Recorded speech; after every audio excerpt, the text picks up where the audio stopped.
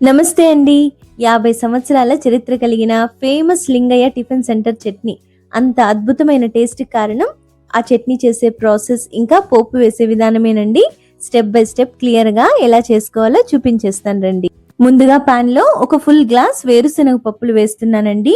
Flame SIM లోనే ఉంచుకొని ఈ వేరుశనగ పప్పు పచ్చిదనం పోయి లోపల వరకు బాగా వేగే వరకు ఫ్రై చేసేసుకుందాం. చూసారు కదండి, వేరుశనగ పప్పులు చక్కగా ఫ్రై అయిపోయాయి. ఇప్పుడు వీటిని పక్కన తీసి పెట్టేసుకుని అదే పాన్ లో 1 టేబుల్ స్పూన్ ఆయిల్ వేసుకుని పొట్టు తీసిన 4-5 వెల్లుల్లి రెబ్బలు వేసుకోవాలండి. ఈ వెల్లుల్లి కొంచెం కలర్ మారే వరకు 2-3 నిమిషాలు ఫ్రై చేసుకుంటే సరిపోతుంది. వెల్లుల్లి వేగాక మనం ముందుగా వేయించి పెట్టుకున్న వేరుశనగ పప్పులు కూడా వేసేసుకుని 1 నిమిషం ఫ్రై చేసుకుని స్టవ్ ఆఫ్ చేసేసుకోండి.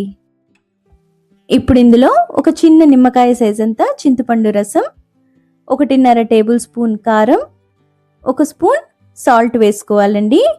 ఇవన్నీ మనం స్టవ్ ఆఫ్ చేసిన తర్వాతే వేసుకోవాలి, లేదంటే కారం మాడిపోయి చట్నీ టేస్ట్ మారిపోతుంది. అంతా ఒకసారి బాగా కలిపేసుకుని పూర్తిగా చల్లారిన తర్వాత మిక్సీ జార్లో వేసేసుకుందాం.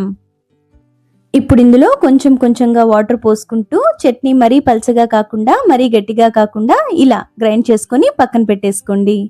ఈ చట్నీ రుచికి అసలైన సీక్రెట్ పోపేనండి. ఎలా వేసుకోవాలో చూసేద్దాం రండి. ఇందుకోసం ముందుగా పాన్ లో 1 టేబుల్ స్పూన్ ఆయిల్ వేసుకుని 1/2 టేబుల్ స్పూన్ ఆవాలు, 1 టేబుల్ స్పూన్ జీలకర్ర, 2 టేబుల్ స్పూన్లు మినప్పప్పు, కొంచెం కరివేపాకు వేసుకుని పోపు బాగా వేగేంత వరకు వేయించుకుందాం.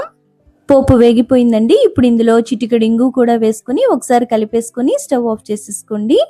ఇంగువ అస్సలు స్కిప్ చేయకండి, చట్నీకి మంచి ఫ్లేవర్ వస్తుంది. ఈ పోపు పూర్తిగా చల్లారిన తర్వాత ఇలా మిక్సీ జార్లో వేసేసుకొని గ్రైండ్ చేసేసుకుందామండి. అస్సలు మెత్తగా గ్రైండ్ చేయకూడదు, ఇలా చూపిస్తున్న విధంగా బరకగానే గ్రైండ్ చేసుకోవాలి. అంతేనండి, మిక్సీ వేసుకున్న పోపుని చట్నీలో వేసుకొని కలిపేసుకుంటే మన Mannepalli Lingaiah tiffin centre chutney ready అయిపోయింది. తప్పకుండా ట్రై చేయండి. రెసిపీ నచ్చితే మర్చిపోకుండా లైక్ చేసి మన ఛానల్ని సబ్స్క్రైబ్ చేసేసుకోండి.